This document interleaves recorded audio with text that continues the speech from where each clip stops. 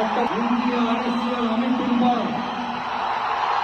உண்மையான நம்பிக்கையும் பாராட்டையும் கொண்டிருப்பேன் என்றும் இந்திய நாட்டின் ஒப்பில்லாத முழு முதல் ஆட்சியையும் உரிமையையும் நிலைநிறுத்துவேன் என்றும் தமிழ்நாட்டு அரசின் முதலமைச்சராக உண்மையாகவும் மனச்சான்றின் படியும் என் கடமைகளை நிறைவேற்றுவேன் என்றும் அரசியல் அமைப்பிற்கும் சட்டத்திற்கும் இணங்க